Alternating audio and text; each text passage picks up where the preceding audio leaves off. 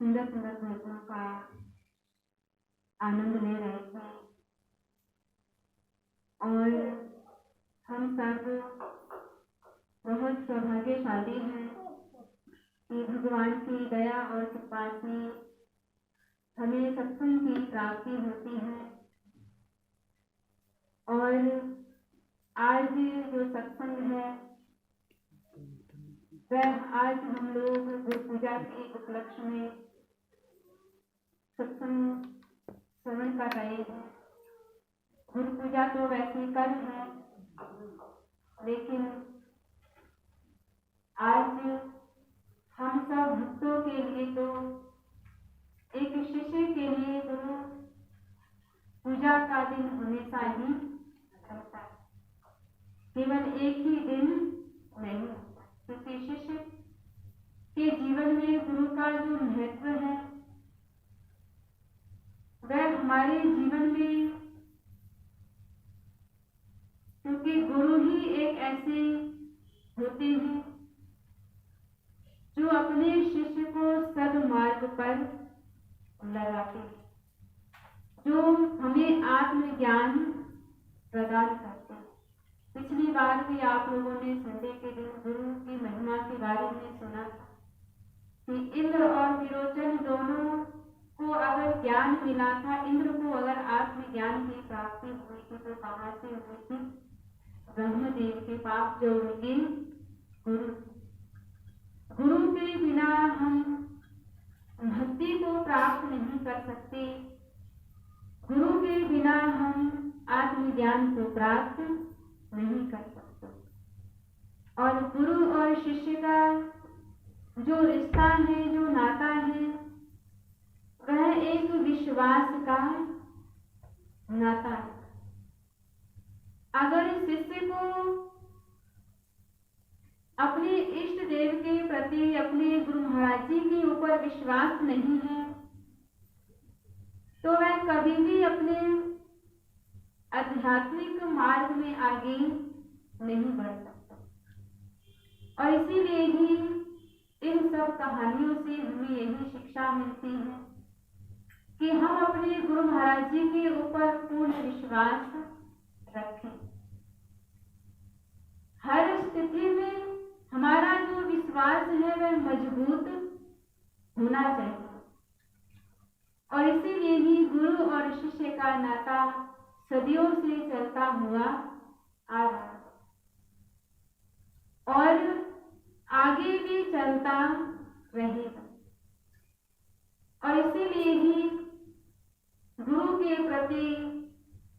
कैसे विश्वास होना चाहिए, कैसा विश्वास गुरु के प्रति होना चाहिए कि जैसे एक बच्चे को अपने माँ के ऊपर विश्वास होता है,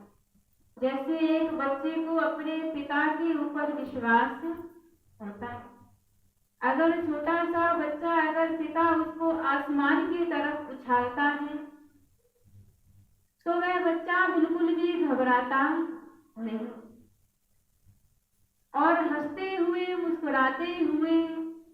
अपने पिता के गोद में फिर से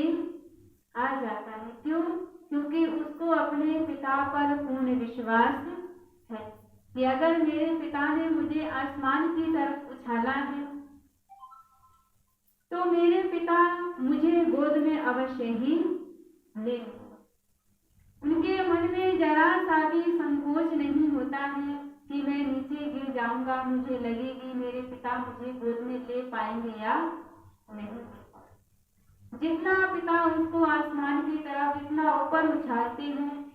उतना ही हर एक बच्चा, छोटा सा बच्चा, वह हंसता रहता है, मुस्कुराता रहता है। ऐसे ही विश्वास अपने गुरु महाराज जी के प्रति होना चाहिए कि जीवन में चाहे कितनी भी कठिनाइयां आ जाए, कितनी भी परेशानियां आ जाए, लेकिन हमारे जो गुरु महाराज जी हैं उन कठिनाइयों से अवश्य ही बचा है। आप लोगों ने एक कहानी सुनी होगी कि एक शिष्य जो है अपने गुरु महाराज जी के ऊपर बहुत विश्वास रखते थे और उनकी भक्ति किया करते थे और हमेशा ही उनका जो दिल है वह हमेशा प्रसन्नता से, भक्ति से बीतता रहा, बड़े ही अपने जीवन में खुश रहे, प्रसन्न रहे। लेकिन एक दिन ऐसा कष्ट आया जीवन में कि वह अपने जीवन को सोचने लगा कि मेरे जो जीवन में जो कष्ट है उससे ज्यादा कष्ट किसी के जीवन में नहीं। कि ये जो आंधी तूफान क्या आते हैं, कि मानव के मन में जो आंधी तूफान आता है कि जब कभी एक शिष्य के ऊपर विपत्तियां आती हैं तो उस समय वह शिष्य सोचने लगा कि मैं हमेशा ही अपने गुरु महाराज जी के ऊपर विश्वास करता था और जब भी मैं कहीं जाता था तो मेरे पैर के निशान भी होते थे और मेरे जो इष्ट देव हैं, मेरे जो गुरु महाराज जी हैं, उनके पैर के निशान भी होते थे। लेकिन आज मैं इतनी विपत्ति में हूँ, इतने कष्ट से मैं अपने जीवन को जी रहा हूँ, लेकिन आज केवल मेरे ही पैर के निशान हैं, मेरे भगवान के निशान, पैरों के निशान नहीं। तो वह भगवान से क्वेश्चन करने लग जाते हैं और पूछते हैं कि हे भगवान, हे गुरु महाराज जी, मैं निरंतर आपके नाम का स्मरण करता हूँ, निरंतर आपकी पूजा भक्ति करता हूँ, और जब मेरे जीवन में कष्ट आया तो मैं हमेशा ही देखता था कि जब मैं कहीं जाता था तो मेरे पैरों पर भी निशान होते थे और आपके पैर के भी निशान होते थे। तो वे अपने गुरु महाराज जी से पूछते हैं कि